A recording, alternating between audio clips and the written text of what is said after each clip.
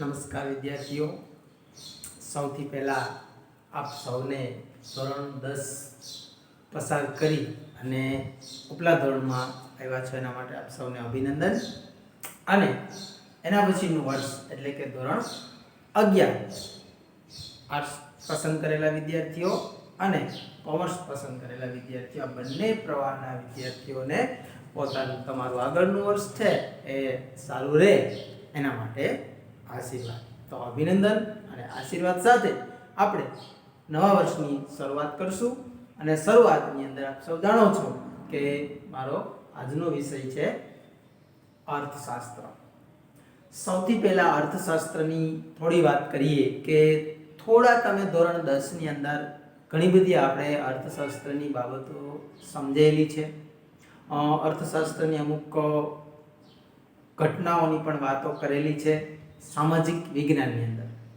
પણ અહીંયા આપણે હવે અર્થશાસ્ત્ર તમારે એક સ્પેશિયલ પર્સનલ એક વિષય તરીકે આપણે અર્થશાસ્ત્રની અંદર જોવાનું છે. ત્યારે આજે આપણે અર્થશાસ્ત્ર એટલે શું, અર્થશાસ્ત્ર કોને કહેવાય, આ અર્થશાસ્ત્ર નામનો જે વિષય છે એ વિષય વિશે થોડો આપણે પરિચય લેવાનો છે. અને પછી આપણે અર્થશાસ્ત્રને લગતા કેટલાક સિદ્ધાંતો છે એ આપણે સમજવાના છે. તો સૌથી પહેલા અર્થનો અર્થ શું થાય, પુનરાવર્તન કરીએ. ધોરણ 10 ની અંદર આપણે સમજી ગયેલા છીએ કે અર્થનો અર્થ શું થાય, તો કે અર્થનો અર્થ થાય છે જ્ઞાન. અર્થશાસ્ત્ર વિષય પ્રવેશ, જેની અંદર આપણે અર્થશાસ્ત્રના વિષયને લગતું જ્ઞાન મેળવવાનું છે. અર્થશાસ્ત્ર વિષય, અર્થશાસ્ત્ર નામ છે એ નામનો અર્થ સમજવાનો છે કે આનું નામ અર્થશાસ્ત્ર કેમ પડ્યું, શા માટે એને અર્થશાસ્ત્ર કહેવામાં આવે છે. એ વાતનો આપણે આજે પરિચય કરતા પહેલા આપણે જોશું અર્થ અને શાસ્ત્ર, બે શબ્દો એની અંદર સમાયેલા છે. તો પહેલા એમાં અર્થનો અર્થ શું થાય સામાન્ય સમજવા માટે, પેલું પદ્ધતિસરનું નહીં પરંતુ સામાન્ય રીતે આપણે અર્થનો અર્થ શું થશે તો આપણે ખ્યાલ રાખશું. અર્થનો અર્થ થશે જ્ઞાન. શું થશે? જ્ઞાન, જેની આપણે અગાઉ પણ વાતો કરેલી છે. આનો અર્થ એવો છે કે આપણે અર્થશાસ્ત્રની અંદર નાણાકીય બાબતો ભણવાની છે. નાણાકીય બાબતો એટલે આર્થિક બાબતો. બાબતો ઘણી બધી હોય, સામાજિક હોય, રાજકીય હોય, વૈજ્ઞાનિક હોય, ઘણી બધી વ્યવસ્થાઓ હોય છે અથવા બાબતો હોય છે. તો અહીંયા આ પુસ્તકની અંદર આ વિષયની અંદર આપણે જે બાબતો નાણાં સાથે સંકળાયેલી છે, જેને નાણાં સાથે લેવા દેવા છે, દેશની આવક, જાવક, રાષ્ટ્રીય આવક, દેશમાં રોજગારીનું પ્રમાણ, દેશમાં ગરીબીનું પ્રમાણ, કે જે આવક સાથે સંકળાયેલી બાબતો છે, આવી તમામ બાબતો છે કે જે આવક સાથે સંકળાયેલી છે એને આપણે અર્થશાસ્ત્રની અંદર ભણવાની હોય છે. હવે શાસ્ત્ર શબ્દ, શાસ્ત્ર એટલે એક સાહિત્ય, એક પુસ્તક કે જે નાણાં સાથે સંકળાયેલી બાબતોની ચર્ચા કરે એવું સાહિત્ય, એવું પુસ્તક, તો એને આપણે કહીશું અર્થશાસ્ત્ર. આ રીતે આપણે સામાન્ય સમજૂતી મેળવી છે. હવે આપણે એનો ડિટેલમાં અર્થ જોશું કે શા માટે એને નાણાંનું શાસ્ત્ર કહેવામાં આવે છે, શા માટે એની અંદર આર્થિક બાબતો, નાણાકીય બાબતો સમજાવવામાં આવે છે. એટલે હવે આપણે એક આર્થિક શબ્દ, અર્થશાસ્ત્ર ભણવાની શરૂઆત કરીએ છીએ એટલે આર્થિક શબ્દ આપણે સ્પષ્ટ કરી લેવો જોઈએ. આર્થિક, જેની અંદર અર્થ શબ્દ આવે છે અને અર્થ શબ્દ એવું સમજાવે છે કે આ ઘટના, આ બાબત નાણાકીય છે અથવા એને કાંઈ ને કાંઈ નાણાં સાથે એને થોડા ઘણા લેવા દેવા છે. આ સામાન્ય પરિચય સાથે આપણે એના અર્થને થોડો આપણે વધારે સ્પષ્ટ કરવા જઈએ તો સૌથી પહેલા પરિચય મેળવતા પહેલા પ્રસ્તાવનાની અંદર એક સરસ મજાનું વાક્ય છે અને એ વાક્યથી આપણે શરૂઆત કરશું કે માનવી બુદ્ધિશાળી પ્રાણી છે. તો અર્થશાસ્ત્ર વિષયનો ઉદ્ભવ, વિકાસ સમજવાનો છે. કઈ રીતે અર્થશાસ્ત્ર વિષય ઉદ્ભવ્યો અથવા શા માટે અર્થશાસ્ત્ર વિષયની જરૂરિયાત ઊભી થઈ, એની શરૂઆત આપણે થોડા પ્રાચીનમાં જશું. માણસ એક બુદ્ધિશાળી પ્રાણી, છે. માણસને પ્રાણી સાથે ગણતરી કરેલી છે એ, પરંતુ બાકીના જે પ્રાણીઓ છે એનાથી માણસ અલગ પડે છે. શા માટે? તો કે એની પાસે એક બાબત અલગ છે અને એ છે એની બુદ્ધિ.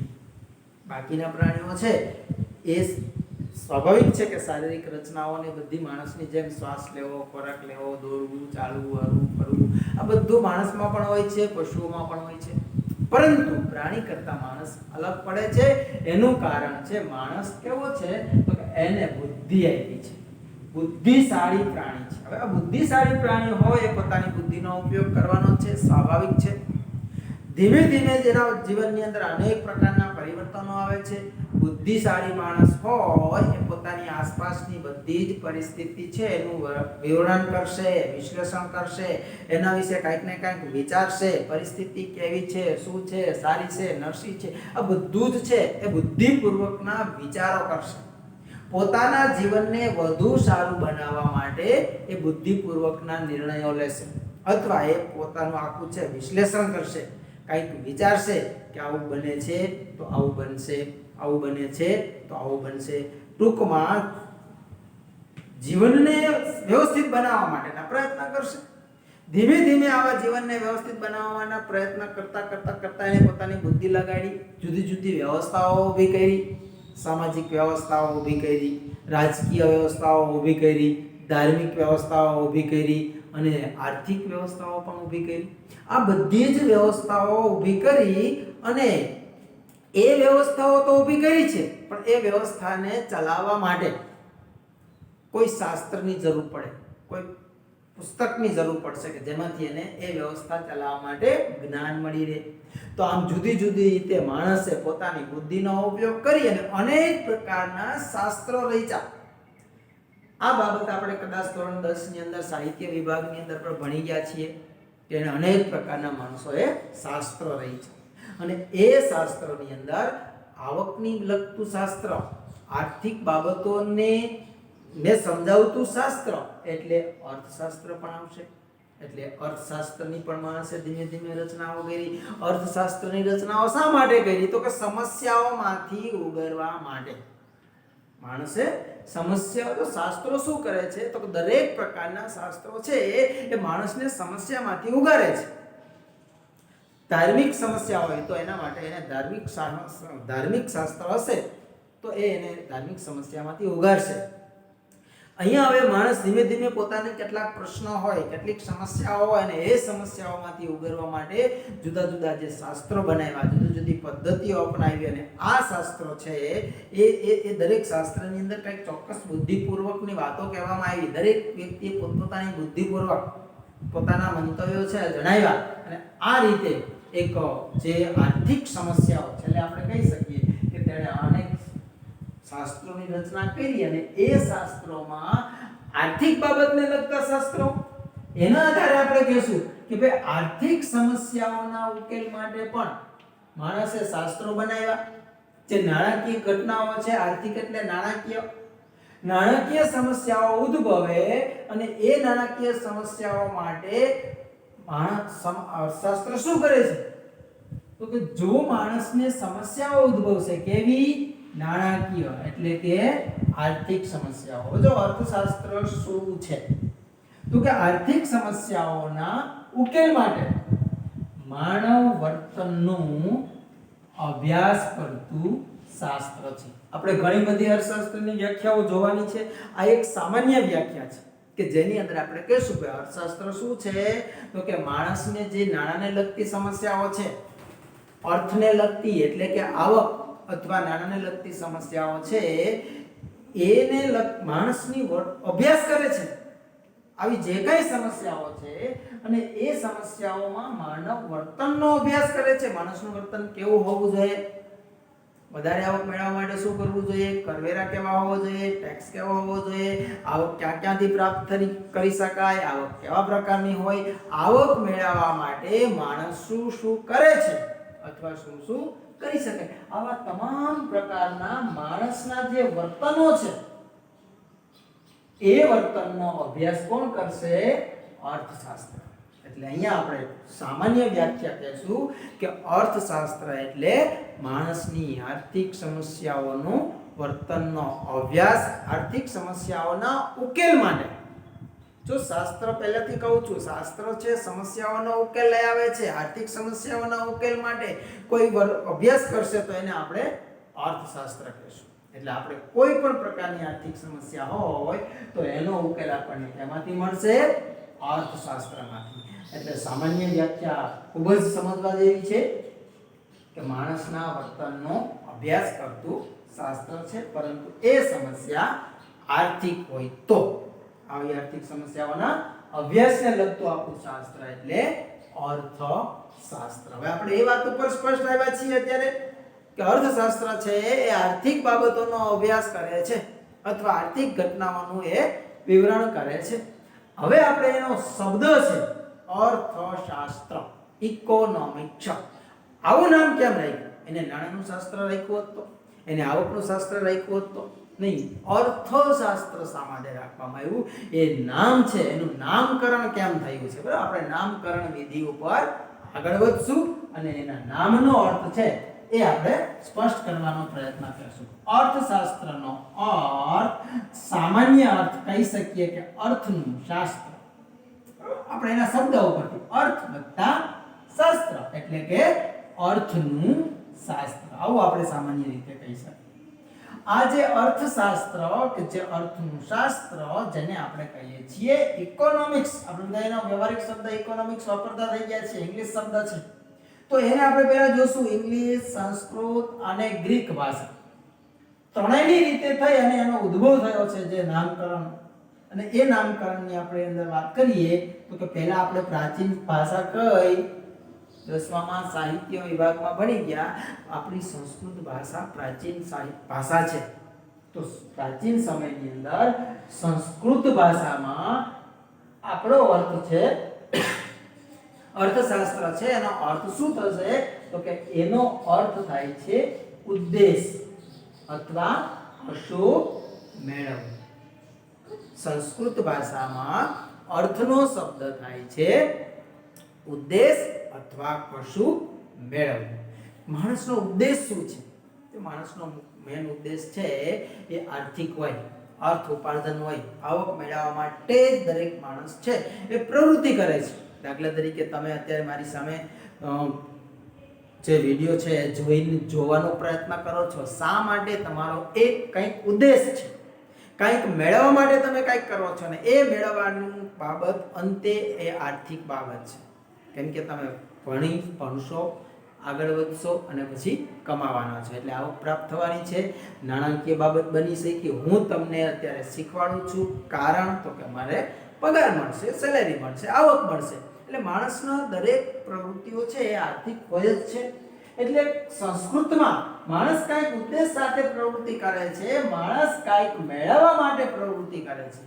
આવો કાંઈક અર્થ છે એ સંસ્કૃતની અંદર અર્થનો અર્થ થાય છે. એટલે સંસ્કૃતમાં અર્થનો અર્થ ઉદ્દેશ અથવા કશું મેળવવું, આવું કરશું. અંગ્રેજીમાં આપણે બધાય સારી રીતે ભણીએ છીએ ઇકોનોમિક્સ. બધાયને કદાચ ખ્યાલ હશે અંગ્રેજીમાં ઇકોનોમિક્સ શબ્દ આપણે એના માટે વાપરીએ છીએ. આ ઇકોનોમિક શબ્દ ગ્રીક શબ્દ, ઇકોનોમિક શબ્દ કોના ઉપરથી ઉતરી આવ્યો? તો કે ગ્રીક ભાષાનો શબ્દ જે હતો આઇકોનોમોસ. આઇકો અને નોમોસ. અહીંયા આપણે જોઈએ કે બે શબ્દ સંકળાયેલા છે અને એ બે શબ્દને આપણે અલગ પાડવાના રહેશે. એમાં આઇકોસ અને નોમોસ. નામકરણ વિધિ જોઈએ છે આપણે અર્થશાસ્ત્રની. આઇકોસ અને નોમોસ. ગ્રીક ભાષામાં ઇકોનોમિક્સ માં આઇકોસ શબ્દ છે એનો અર્થ શું થાય? તો કે ગ્રીક લોકો ની જે ઘર વખરીનો ઘરનો જે સરસામાન હોય, દરેક વ્યક્તિને વ્યવસ્થા છે કારણ કે ઘર સામાનની બધી આખી વ્યવસ્થા છે એ આર્થિક બાબત છે.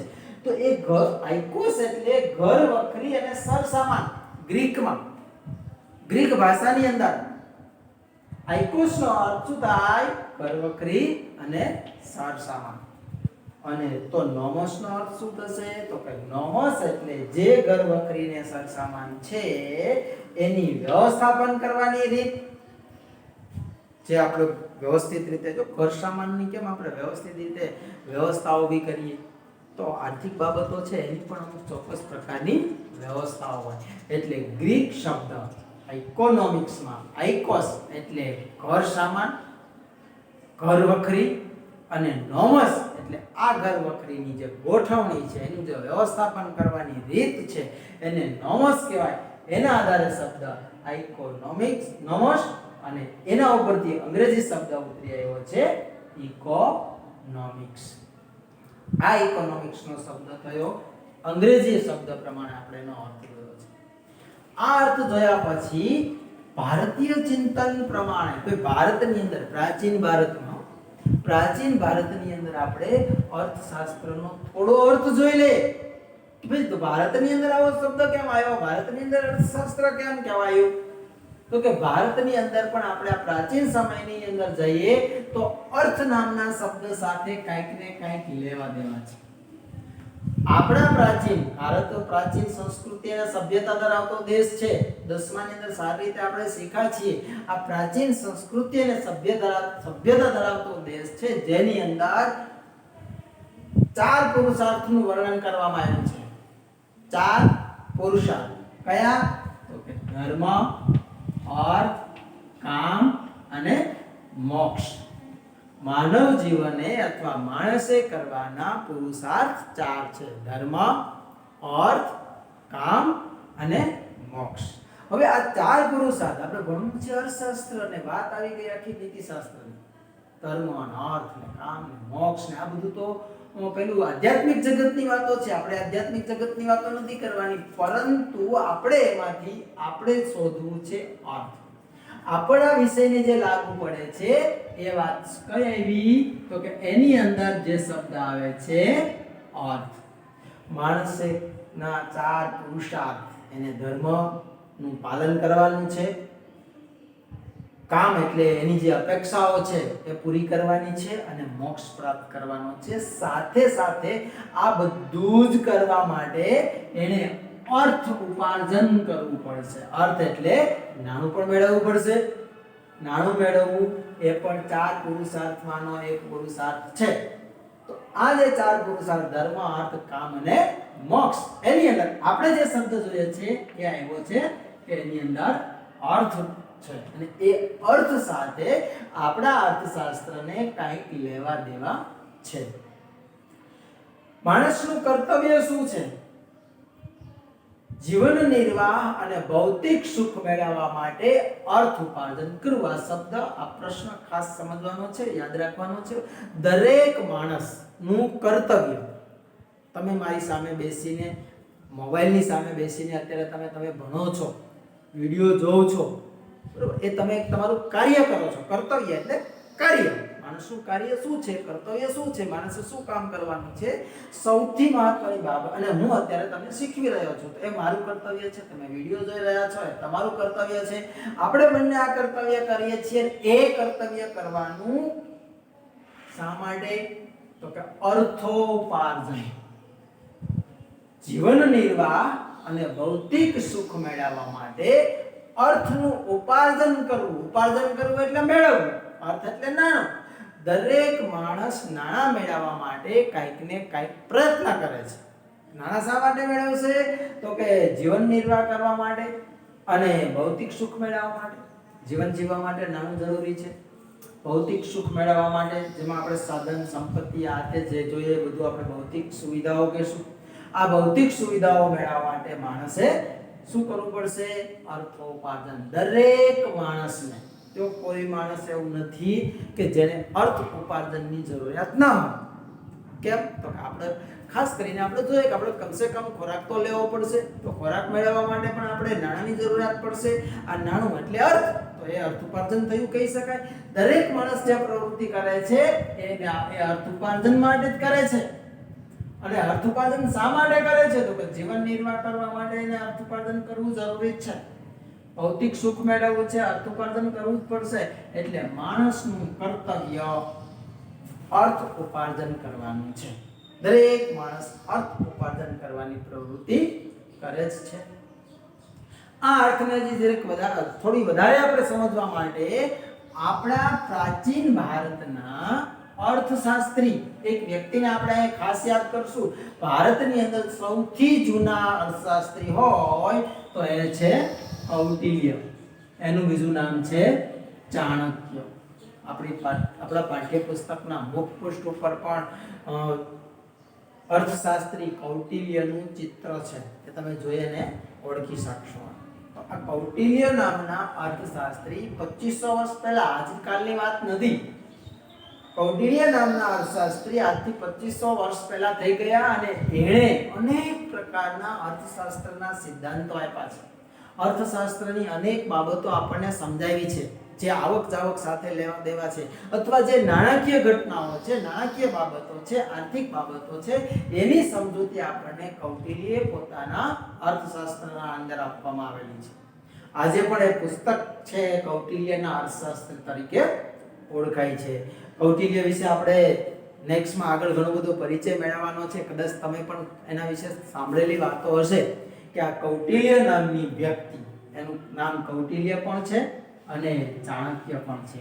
એ નામ પડવાના પણ ઘણી બધી વાતો છે, પણ એ આપણે જ્યારે એના પરિચય લેવાનો થશે ત્યારે એના વિશે વધારે વાતો કરશું. અત્યારે આપણે ટૂંકી વાત કે ખાસ એના માટેની બાબત કદાચ તમે સાંભળેલી હશે કે કૌટિલ્ય દાંત સાથે જન્મેલા છે. આ એક ખાસ વાત છે આપણા પ્રાચીન સાહિત્યોની અંદર. દાંત સાથે જન્મેલા કૌટિલ્ય કે જેણે આપણને અર્થશાસ્ત્રની એક મહાન ભેટ આપી, એમ આપણે કહીએ તો કહી શકાય. એણે અર્થશાસ્ત્રની વ્યાખ્યા કેમ આપી? કૌટિલ્યના મતે અર્થશાસ્ત્ર તો કે મનુષ્યની વૃત્તિ પણ અર્થ છે, મનુષ્યના વસવાટવાળી ભૂમિ પણ અર્થ છે, અને એવી પૃથ્વીના લાભ પાલનના ઉપાયો દર્શાવતું શાસ્ત્ર એટલે અર્થશાસ્ત્ર. કૌટિલ્યે શું કીધું તો કે મનુષ્યની વૃત્તિ અર્થ છે, એના વસવાટવાળી ભૂમિ પણ, અને બધું અર્થ કીધું છે. એને કહેવાનો મતલબ કે કૌટિલ્ય કહેશે કે બધી જ બાબત, મોટા ભાગની બાબતો છે એ આર્થિક હોય છે. એની વૃત્તિ, માણસની વૃત્તિ અર્થ છે, માણસની જે વસવાટવાળી ભૂમિ છે એ પણ અર્થ છે, અને એ પૃથ્વીના લાભ પાલન ના ઉપાયો દર્શાવતું શાસ્ત્ર એટલે અર્થશાસ્ત્ર. તો કૌટિલ્યના મતે અર્થશાસ્ત્ર કોને કહેવું, એના માટેની આપણે વ્યાખ્યાની સ્પષ્ટતા કરી. છેલ્લે આપણે વાત આવી નીતિશાસ્ત્ર. કૌટિલ્યના મતે અર્થશાસ્ત્ર છે એ નીતિશાસ્ત્ર છે, અને નીતિશાસ્ત્ર સમજવા માટે આપણે એક જ વાત ધ્યાન રાખશું કે એણે પોતાના અર્થશાસ્ત્રની અંદર માનવ